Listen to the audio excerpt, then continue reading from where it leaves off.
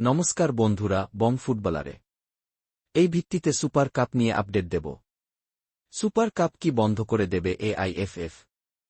কেন বলছি তা নিয়ে গুরুত্বপূর্ণ আপডেট দেওয়ার আছে, তাই ভিডিওটা গুরুত্বপূর্ণভাবে শেষ পর্যন্ত দেখার অনুরোধ রইল। যারা চ্যানেলে নতুন তাদেরকে একটা অনুরোধ করে রাখব, এখানে আপনারা খেলার সমস্ত রকম আপডেট পেয়ে যাবেন। তারা অবশ্যই বং ফুটবলার চ্যানেলটি সাবস্ক্রাইবই করে বেল আইকন প্রেস করেন, নোটিফিকেশন অন করে রাখবেন। কলিঙ্গ সুপার কাপ অর্গানাইজেশন তারা কিভাবে সুপার কাপটা অর্গানাইজ করছে আমার মাথায় ঢুকছে না।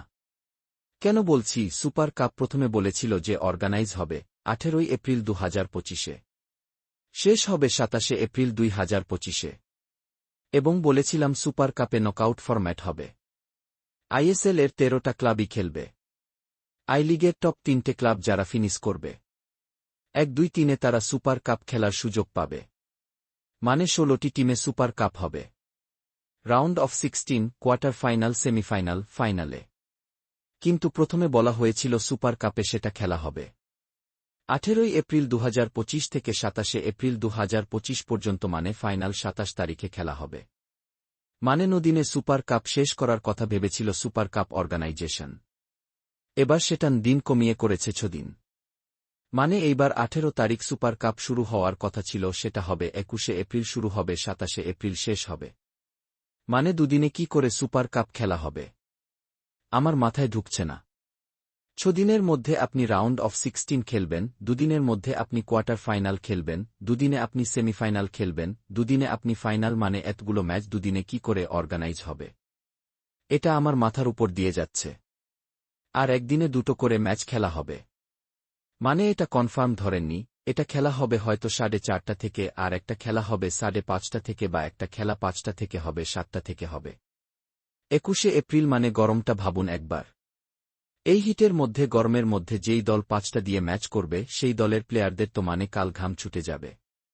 21 এপ্রিল 5টা সন্ধ্যাবেলা, রোদ থাকতে থাকতে আমরা ছায়ার মধ্যে খেলি, যখন 5 মিনিট খেলে আমরা ঘেমে চান করে যাই। সেই জায়গায় একটা কম্পাটিটিভ ম্যাচ 21 এপ্রিল, তারপর কোনো গ্যাপ নেই।